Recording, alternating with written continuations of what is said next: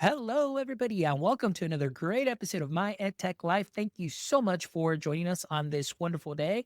And wherever it is that you're joining us from around the world, thank you as always for all of your support. We appreciate all the likes, the shares, the follows. Thank you so much for engaging with our content. And I would absolutely love to thank our sponsors as well, Book Creator, EduAid, and Peelback Education. Thank you so much for believing in our mission and allowing us to bring these amazing conversations into our space so we can continue to grow professionally and personally as well.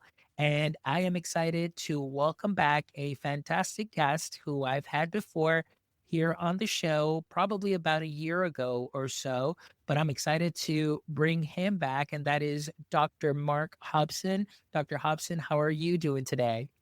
I am fantastic, Dr. Fonz. Now 1 year later, I'm able to also recognize your doctorate. Very proud of your work.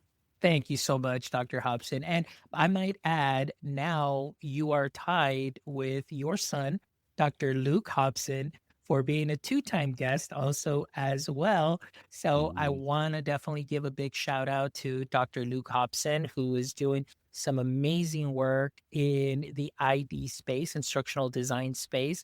So I'm excited to have you also here. And now you're both two-time guests. So and I believe you are actually my very first father and son guest as well. So that is also something to be happy about. And for myself, it's just a great experience to be able to, share and amplify your voices and the work that you guys are doing.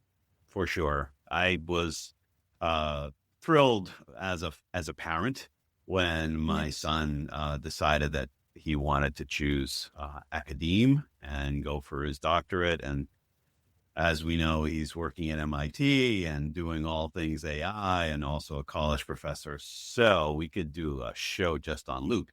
But he is definitely Dr. Hobson 2.0 is a definite better addition, I will say.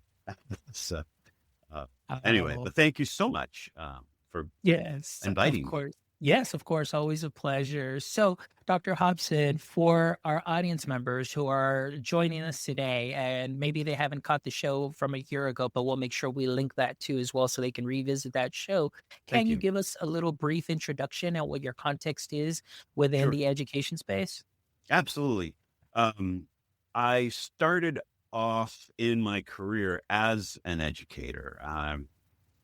Got my teaching certifications and then got my principal certification. And I was in secondary education, left that, went into business, spent almost 20 years in business administration, then got my PhD in business administration. And after that, as I was teaching college at Southern New Hampshire University in the business department, I became fascinated, Fonz, by how my students were learning and thinking to myself, what's going on? Right. I mean, if I was a coach and we were working on football plays and drills, I would be thinking about their muscles, about their movements, about how their flexibility. And I thought to myself, I need to pay more attention to how people learn, to how their brains are functioning, to how they're reacting to me, responding to the material. How well are they writing and being able to put the context together and apply it to their own lives? So I went back to school and I went to Northeastern and then to Johns Hopkins University. More information about how the intersection of mind, brain, and teaching work together. So I retired from Southern New Hampshire University 2 years ago, I believe, and I have been teaching part time at the community college level. And we've physically moved to be closer to Luke and my new baby granddaughter. Uh, And I love teaching at Gray Bay Community College. Such a great place, Fonz, to work with freshmen and sophomores. Wow, such a trip. And still continuing to do research and writing in all things neuroscience and, of course, AI now in terms of the emulation of AI tools on the human brain.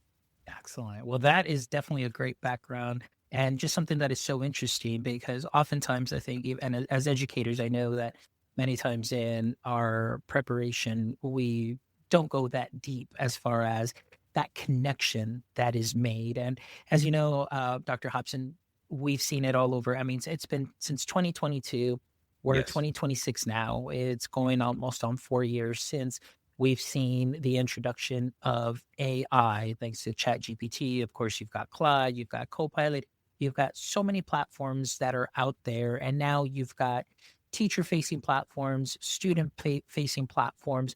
So oftentimes the big question is and has been now, what do we do as educators? Like we don't understand what is happening. We see that students might be just simply offloading the learning and they're concerned about critical thinking being something that is already long gone because students just want to finish the work and do the work right away. And so there's a lot of concern about that, and I know it's always playing out in the news, conversations, conferences, and so on. So I want to get your take, being the experience and expertise that you have in neuroscience from 2022 as AI has been more forward facing till now.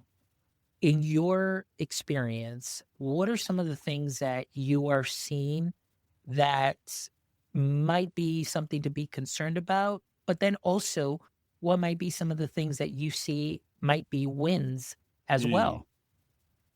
I see it mostly as a win. I am not a worrywart about how learners are using this material if they are over relying upon it. And I understand the feelings of those who do, but let's just back up for a minute. Think about this: from 2022 to now. In 2022, 4% of all businesses in the United States said, wow, this AI tool is really cool. I'm going to use this in my operations and in my manufacturing. And 4 years later, it's 35%. And the most recent survey, 90% of all businesses said they hope to be able to use AI to look at service delivery, and manufacturing, etc. So our learners need to know more about artificial intelligence and how it works. And so do our faculty. So my answer to your question, I hope, is that I believe faculty need to lean into AI at their, and if I may use the term, grade level. If I'm working in primary education as opposed to higher education, right? There's a whole different structure of our brains at the age of 7 than at the age of 25. So our brains are growing and they're acting differently. So it's all about age appropriate measures. And of course, at the college level, yeah, I'm concerned that high school and college students may be over relying on ChatGPT or Microsoft Copilot. Those are the two tools that I primarily use. And so we have tools and we have policies and we have procedures and in the academe to say, hey, this is what you can do and this is what you may not do. So there's an ethics lesson in there as well, isn't there? Right? We teach students about what is appropriate behavior and what is not appropriate behavior.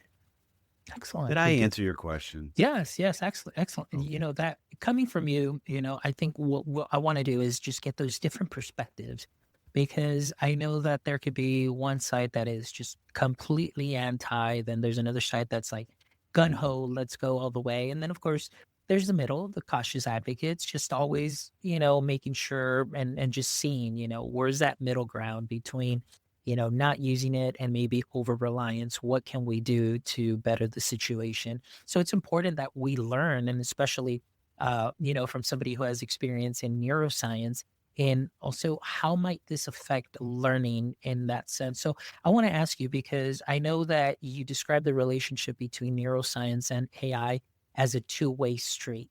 Can you elaborate on that a little bit? I call it a learning link. I think there is a real, your term of intersect is excellent. I say there is this space where artificial intelligence and the way a human brain works and the way we should study and learn has a true intersection. May I share a very personal example recently from the good Dr. Luke Hobson? We were discussing the fact that I've got 2 books right now that I have written, but haven't been released yet. And I've been editing them and spending endless hours editing them, and also hiring some people, beta readers, to give me feedback. And Luke said, "Dad, why aren't you using ChatGPT?" And I said, "Because I hadn't thought of that, son. What a great idea." So I've been feeding information into ChatGPT, a few paragraphs at a time, getting the feedback of how I could become a better writer, a crisper writer with fewer words. What a great tool for a college student to realize, let me write this paragraph about content. Allow me to choose business administration. Let me write about entrepreneurship. Write my 2 paragraphs, and then let me feed it into ChatGPT and see how it makes my writing crisper, better. Is my point clearer? All those things happen with AI. They have those kinds of tools. Neuroscience, of course, as we know, has inspired AI, right? I mean, I asked ChatGPT to tell me what artificial intelligence is, and it said, "Artificial intelligence is defined as the application of computer systems able to perform tasks or produce output normally requiring human intelligence." Meaning that it is human intelligence that's driving artificial intelligence, right? So AI mimics our brain functions, and that's how it is able to help us and to support us. AI also has something called, and I'm sure you probably heard of this, has neural networks. So creating neural networks that mimic brain neurons and synapses. And allow me to get a little nerdy. So the way that you and I learn something up here in our brains all day, every day, is that something catches our interest, and 90% of our learning goes through our eyes, and it passes through our limbic system. And our limbic system says to us, "Oh, Dr. Fonz, this is of interest to you. You want to remember this." And so, boom, it does. And then if you really are going to use it again, you pass it all the way back into the occipital lobe in the back of your brain, where it becomes long-term memory. And the more you use it, it becomes something called long-term potentiation, LTP. And that's something that you can remember long after this podcast. 2 or 3 months go by and you remember, "Oh yes, I had this guest and they spoke about this. And how does that work for me? Or how may I use that? What's in it for me?" Yeah, well, what's in it? What's this information how is it going to help me? So in the broadest concept, AI is mimicking our biological neurons, where neurons reach out to axons and axons reach out to dendrites, and they make a connection. And when that connection happens, our brains actually have a spark. Wish we could see it. Wish it could really happen. But that feeling that happens is a spark, and it makes a popping sound which is fabulous. So fascinating that all this activity takes place in our brain. So that's also for our listeners, Dr. Fonz, that's also called Hebbian learning, named after the scientist who uncovered it. Excellent. Well, that's a kind of nice segue also as well to this next question, because based on what you're saying, and mimicking the learning, but I know that you mentioned also that AI can't genuinely feel emotion, but yet 90% of learning comes through that limbic system and our emotional center. So for a skeptical teacher who says AI will never replace that human connection and learning, what would you say?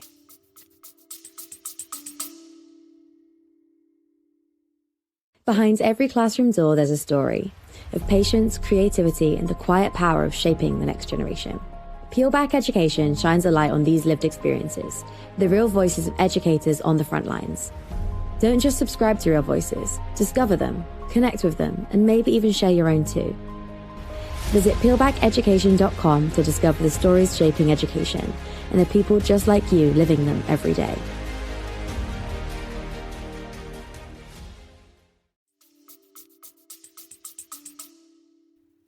I would say that a lot of AI scientists are trying to do that. And no, it's not working yet. So what happens is because, well, I said 90%. It's accurate, but 100% of our learning comes through our senses, whether we're hearing a lecture or we're watching a video or we're listening to, or we're having a really engaging conversation with one another, or we're touching a model in a science class. So everything comes through hearing, taste, smell, touch, vision. And this leads to the fact that AI can't genuinely feel emotions. It can't sense, right? At least right now, it can't. There may be robotic tools in the future that might help it to sense. But here's another personal example. In one of my writings, I'm doing some fictional writing. I tend to be nerdy in my writing. Fawn's hard to believe. So I'm not very emotional at times in my writing. And so I asked ChatGPT, how should I portray this character's emotion in this particular phase? And the answer was so interesting because it basically said, well, I really can't feel, but what I can tell you is that based on the information I have, the person might feel this way or that. So this is perception. And that's what's happening in artificial intelligence, is that there are simulations of emotional responses based on what AI is studying in human interactions and learning patterns, which are simulated. So, no, I don't think that instructors are going to be replaced by robots anytime soon, instead of but. If I'm teaching 25 learners, let's say, in an in-person classroom, and I could teach 100 learners in an in-person online classroom with the help of artificial intelligence, wouldn't I want to do that?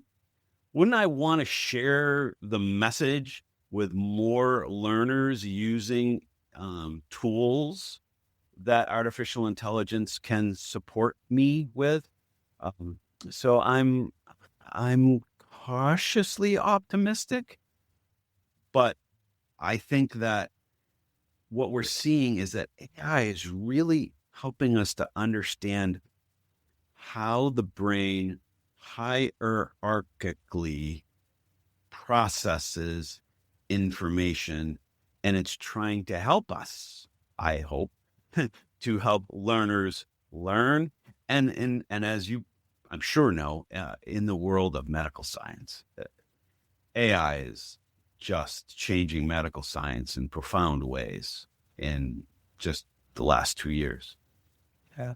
No, definitely that's something that I see. And kind of going back to what you're saying as far as the wouldn't we want to help and get more of that information out? And Yes, I think that's something that at the end, I think as educators, we want to share that information. We want our students to succeed. We want our students to learn.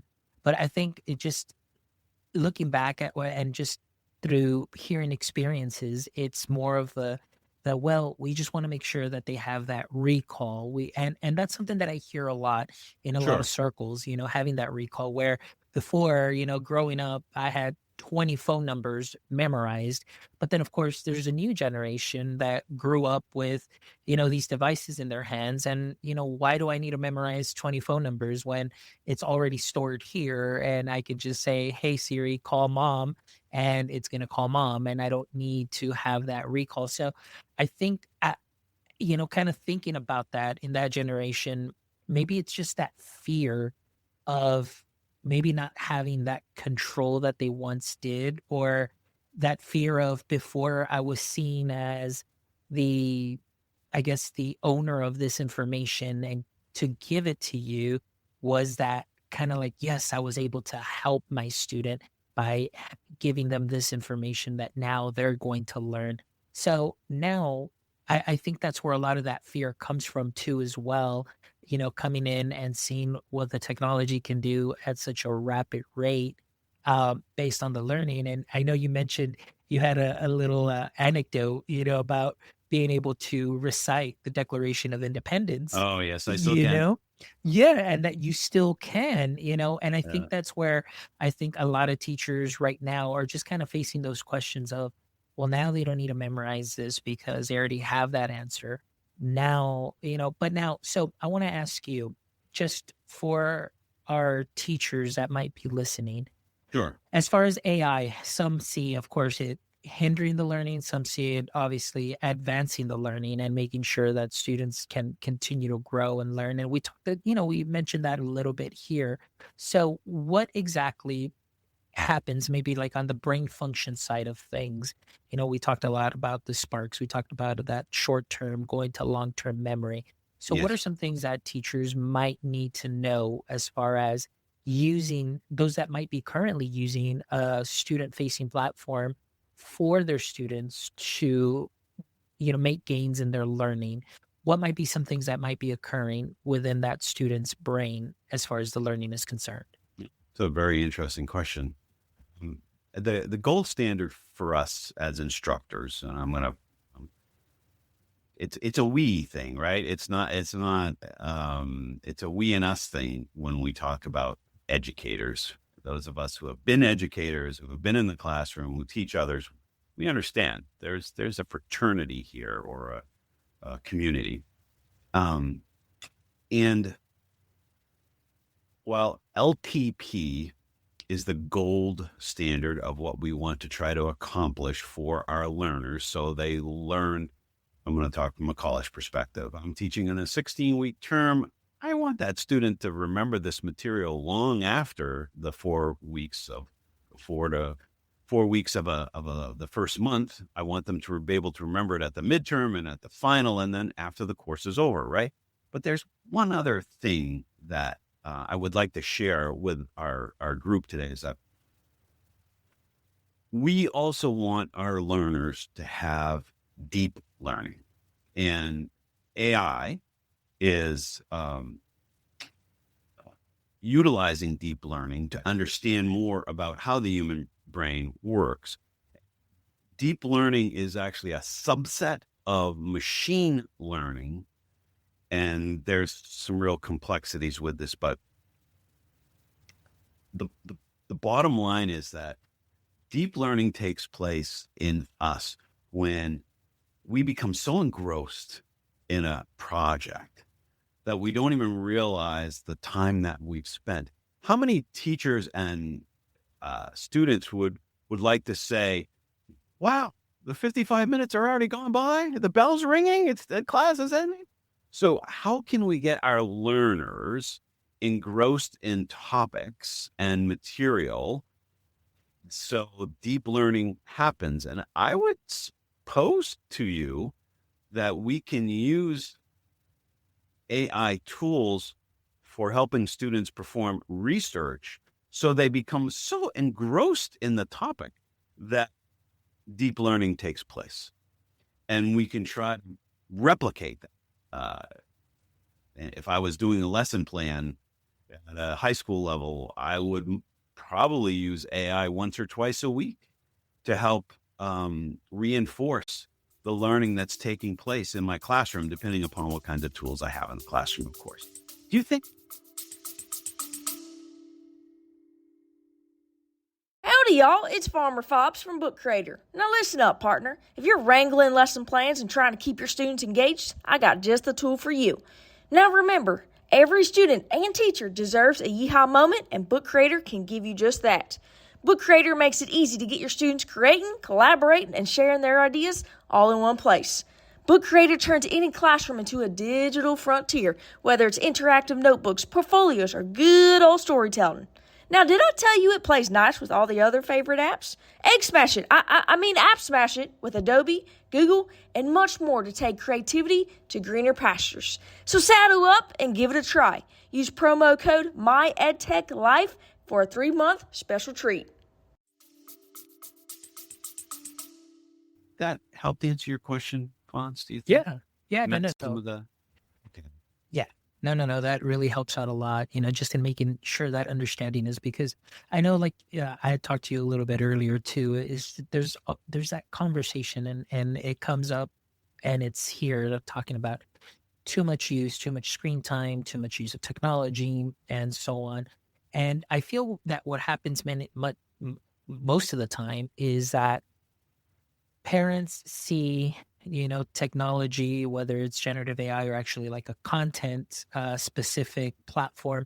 EdTech seems to be just jumbled up like in one pod, Sure. and there is no distinction being made of, hey, this is content specific practice, or this is like research based for for project based learning and things of that sort. So I know that there are many parents that are saying, well, the students are on the screen way too much. And yes, there needs to be a distinction made of what is intentional screen time, like we talked about, and like you mentioned Yes. right now, where the student is really diving in deep to content and not just looking at it superficially, but at the end, they're going to create a product that demonstrates the content mastery.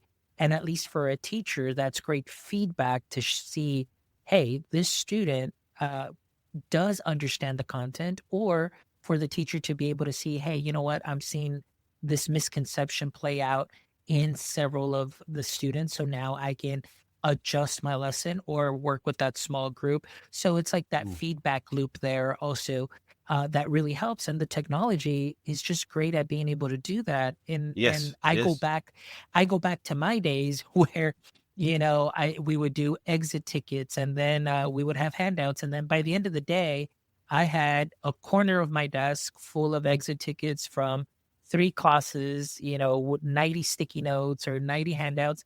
And at the end of the day, after you're done, that just looks very ominous, and then how quickly are we able to give that feedback to the students so we can make those adjustments? And Yes. so now, with intentional use of our devices and specific platforms. I mean, there are platforms already there that are already giving the students that proper grade level feedback to be able to help them.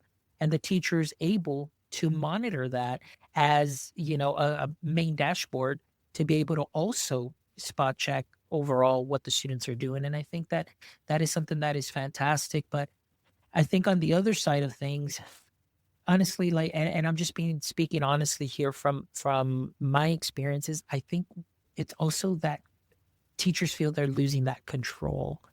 Mhm. And I think that's the scary part, where, like I mentioned to you, that as being the person in front of the room and being seen as that subject matter expert, now I can go into a platform and ask a question and then get probably maybe the exact same answer, or maybe be able to go in deeper. And I think that's where that fear kind of spawns, and from a lot of educators. But at the end of the day, I feel that as an educator, my job, at least in my experience, has always been to be the guide in the learning and be Yes. able to make sure that the students stay on task and that they're learning, but also being able to tap into their emotional side, that Of part course. that the technology can't do, being able to read a room and being able to adjust learning for somebody that may come in and you see them maybe possibly having a bad day. I mean, those are those adjustments that you make. The Of learning still course. takes place. You're creating that environment for the students.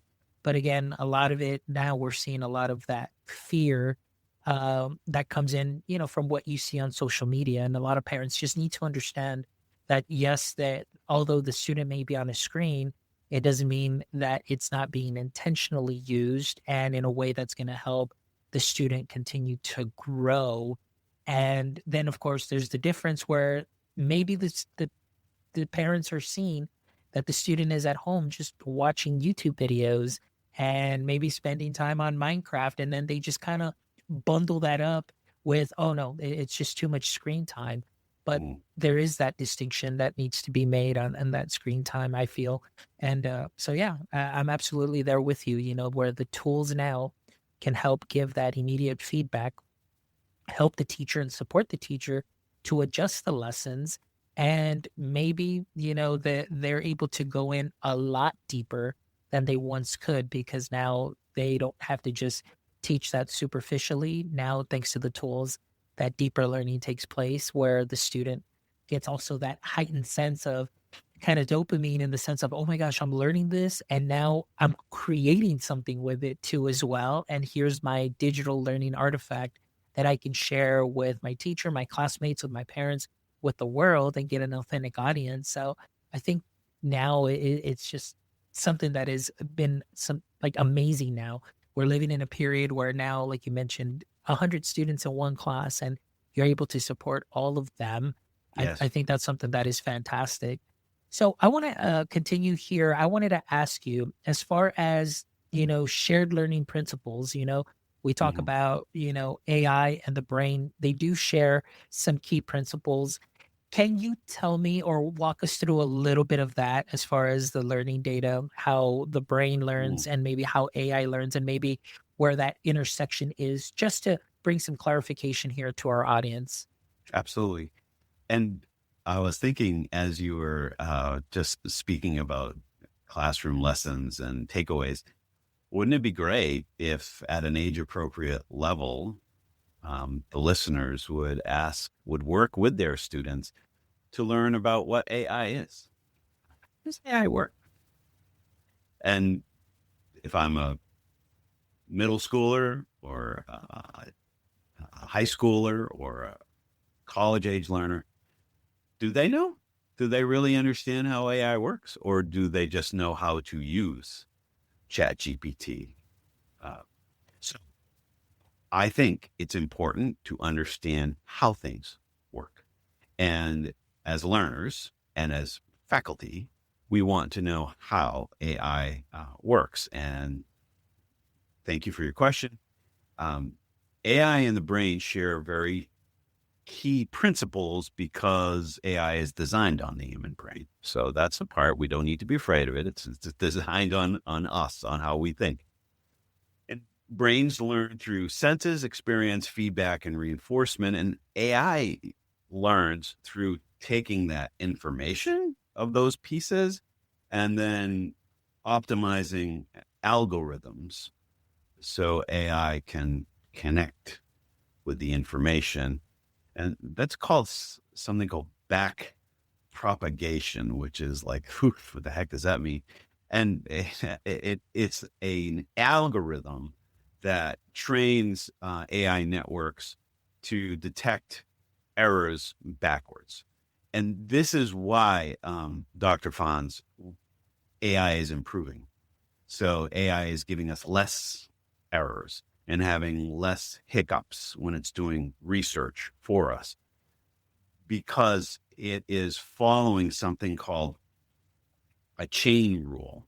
And for those of us who enjoy math or don't, it's a part of calculus, and it's a fundamental theorem that is like there's a derivative of this composite function, and with AI is able to handle two functions in the same calculus process. So there's like an outer function and an inner function, and that's how AI is able to come close to the emotional perspectives that we are born with in the and nature is amazing. Our feeling system, that core of who we are, is right in the middle of our brains. It's protected deep in the middle. And so what AI does is generalize, because that's what humans do. Humans, the human brain learns, I'm going to say this term and using my hands, and it's a podcast, but it learns on the edges, right? So we learn things on the edges, and then we learn things deeply. And when we learn something new, the human brain grabs that attention and goes, that is new. That is different. Oh, I really like this. And that gets our attention. Well, AI is doing the same thing. So if AI learns something new, then it wants to seek out and research all of the possibilities of what that new information is for us. And personally, I find it cool. I think that's amazing, because that's what the human brain does. Our brains are so highly energy efficient and adapt. It weighs less than 3 pounds. And it uses the power of a 20-watt light bulb, hence the old joke of someone who's a dim bulb. And it's made up of these white and gray cells. And it's just an amazing tool, right? I mean, maybe the greatest invention in the world is the human brain. So AI, in its learning principles process with this back propagation, is trying to become as human as possible, or human-like in its processing of information and reporting of information and reaction of information. And the last piece on this, Doctor, is if you're afraid of something, then you're going to fill in the blanks about that person or that thing. You're going to be like, oh, you're going to speculate. You're going to generalize. And I would say to all of us as faculty members and learners, try not to do that. Instead, go out and learn more about it, right? If you're worried about different parts of artificial intelligence, then go out and learn more about it. Use research tools from reputable sources to find out more, like listening to my EdTech Life. I mean, you're trying to gather as much information for us as possible so we become more of an informed consumer. And AI is trying to do that too. It's trying to become similarly efficient as our brains are. And the human brain, by the way, is 86 billion neurons. And that is an incredibly efficient use of space. Have you seen our brains compared to the rest of our bodies? What a great tool we have. Absolutely. I mean, like you mentioned, 86 billion neurons in there. And I mean, here we have that available. And I think it's just, like you mentioned, doing research, going out there, looking, it's something that is important. And I feel that many times, obviously, due to social media and things being put out so quick, it just depends on what algorithm you're onto as well, what it is that you're listening to, Yes. and, but I have always been a big proponent, growing up, always hearing, be like a Berean, go do your research. Yes. That is what I always have done. Yes. And it's not like believe the very first thing. It's always, let's go out and do some research and find out, hey, both sides, both papers, what can you deduce from both of these, and then find that middle ground. Do you see the pros? Do you see the cons?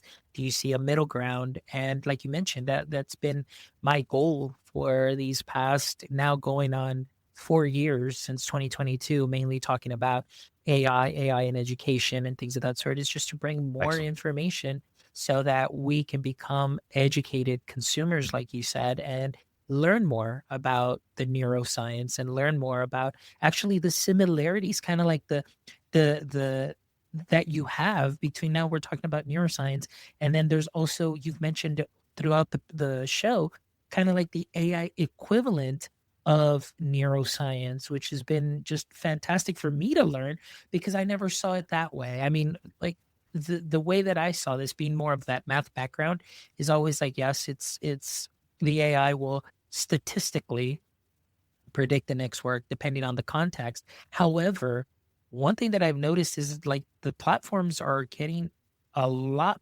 better and the way that they are responding, where now I'm like, wow, like, there has been an increased improvement Yes. from 2022 till now, which Yes. ties to what you have been saying in this show. And I know for a lot of the users, or excuse me, a lot of the educators and listeners of this show, I am sure that even in their experience, they have been able to see not only on their own through their own practice, but even some of these teacher facing, student facing platforms and how much better they have gotten at helping students. I mean, there are platforms out there that can easily, I mean, just with the simple use of translation tools or even releveling a reading from, let's say, a fifth grade level to a third grade level, just to Yes. provide that student support.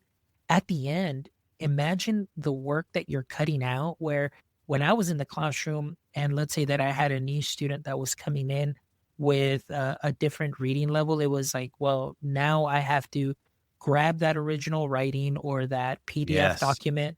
I have to give it to the pullout teacher. The pullout teacher needs to go and do some work on that or translate it or relevel it. And then by the time the student gets the reading, whatever it may be, I've already moved on to the next lesson. And it was so hard for them to keep up. But when you have a tool that can do immediately on the spot, and the pullout teacher no longer becomes a pullout teacher, where now they are a push teacher, where they come in Yes. and they're able to see like, oh my goodness, like in real time, the student is keeping up with the rest of the class and they can adjust the reading level without anybody knowing. And but they're still there participating and everybody's together. And of course, as a teacher, you still offer that support. That push teacher comes in and they're offering that support as needed. But now the system is more efficient. And that's what Mm. you're talking about a lot, like where our brain is the efficiency that it produces based on our novelty of learning. And now we're like, okay, like this is something that is novel to me that I want to learn more of. And then you get into it, you get into this flow state. 55 minutes later, you're like, oh my gosh, I can't believe like I dove in that deep. Well, Yes. now with the tools also, now that helps the students get into that mode too, where now it's like, hey, I was able to re-level my learning and I'm still understanding the lesson and I am in it and it sticks, and I think that's something that is fantastic. So I mean, just the equivalence that we're seeing between the neuroscience concepts and AI, to me today, I've learned so much and it's just so novel. Again, even talking about the biological learning of ourselves as learners and then what AI is doing. And I think like after this episode, the listeners will hopefully have a better picture and a greater picture and a greater sense of how similar things can be. Yes, with those slight differences, but yes, you can still remain a cautious advocate. But hopefully, this episode will help the understanding of what AI and how AI is working and how we're working right alongside it with the neuroscience aspect of it and what occurs in our own bodies as well. So I think this Yes. is fantastic. This is Well, wonderful. well. So we'll remind all our instructors who might be listening that we want to reinforce to our learners to read, recite, repeat, and remember. So the 4 R's are very similar to what AI does in something called spiking neural networks. So our brains and our students, if we ask them to read and then to recite and then to repeat, they will remember. And that's what's happening in the AI machine language tools.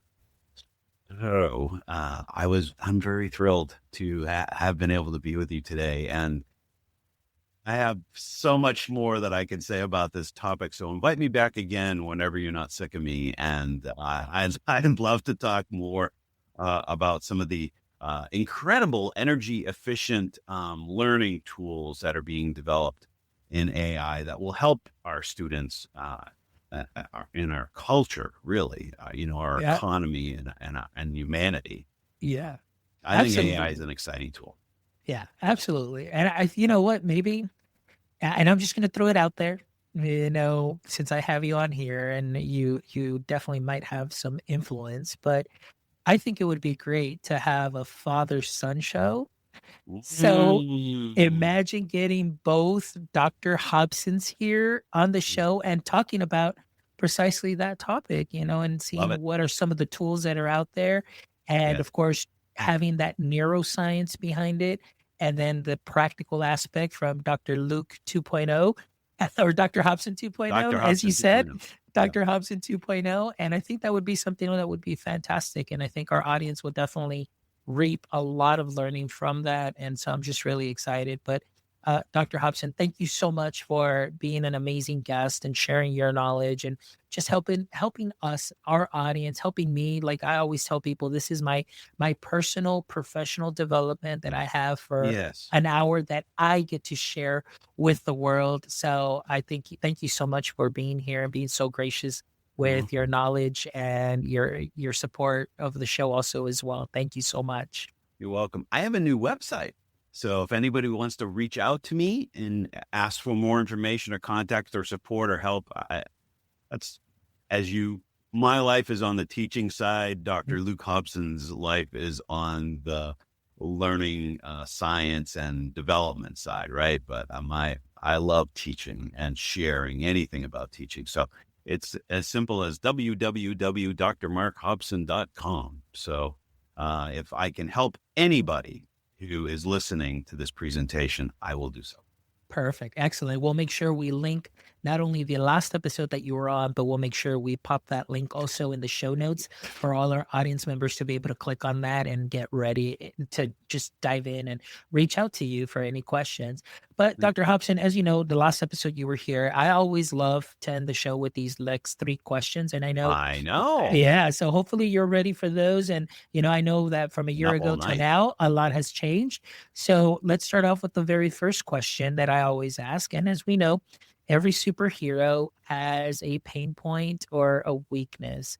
So we know for Superman that kryptonite was what weakened him. So I want to ask you, in the current state of education, and it could be any topic in education, whether it's higher ed or elementary or, whatever it is that you feel, what would you consider to be your current edu kryptonite? I want higher education to cost less.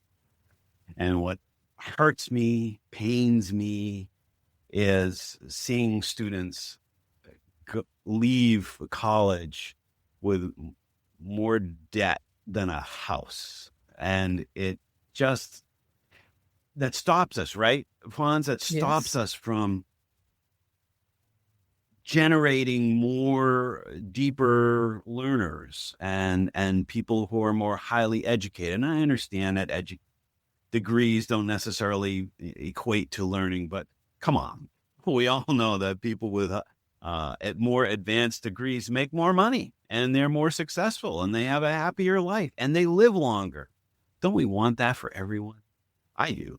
So that's it bothers me that higher ed costs so much money for our folks. Excellent. Great answer, Dr. Hobson. I definitely agree with you on that. So, question number 2, if you could have a billboard with anything on it, what would it be and why? It would be, I have given so much thought to this one. It would be a 3D billboard of the human brain that would change over time to allow people to see deeper into different aspects of the brain, into the different 5 areas of functions of the brain, because I feel that the more we understand about our brains, the better we're going to be as learners and as human beings.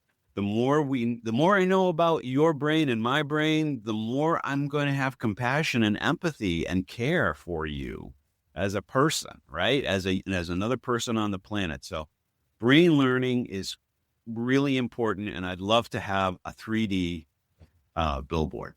Excellent. Well, you know what? I was thinking, now that they have that giant monstrosity over there in Las Vegas, that big old sphere, Oh yeah, imagine having that like an actual 3D brain there, and let's then you're make that just a seeing, brain.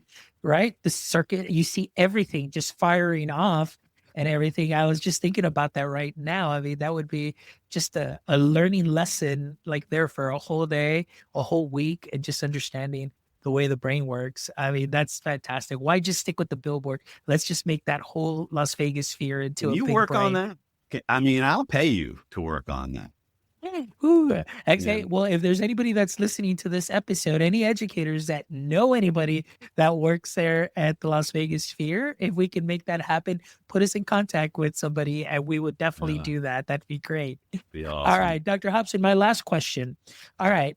So my last question to you is, if you could trade places with a single person for a day, all right, who might that be and why? I'm not saying this to sound political, but I would like to trade places with Gavin Newsom and be the governor of California. And the reason why is because I have long admired California's educational system. And I would love to be someone who could oversee what was, first of all, I'd love to live in California and have some nice weather. And I'm in New Hampshire, and right now it's, 2 degrees. So I has a warmer weather climate on a regular basis, but also, Fonz, just think about that education that goes on out there, right? And the research at places like Berkeley and University of San Francisco. So that would be something that I would love to be able to help.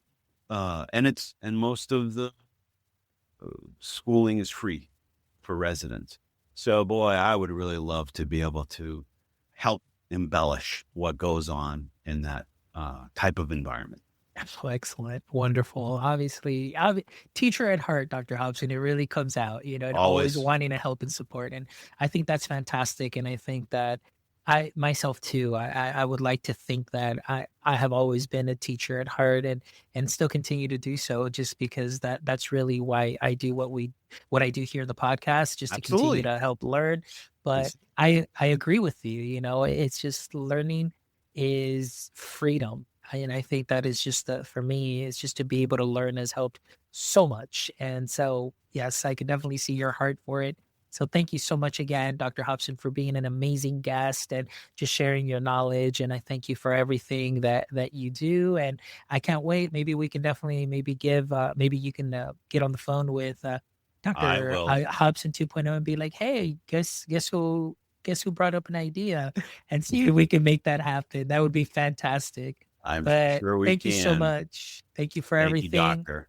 And for all our audience members, thank you so much, as always, for all of your support. Again, make sure you visit our website, myedtech.life, where you can check out this amazing episode and the other 351 wonderful episodes where I promise you will find some knowledge nuggets that you can sprinkle onto what you are already doing great. And again, a big shout out to our sponsors, Book Creator, Eduate, and Peel Back Education. Thank you for believing in our mission. And my friends, until next time, don't forget, stay techie.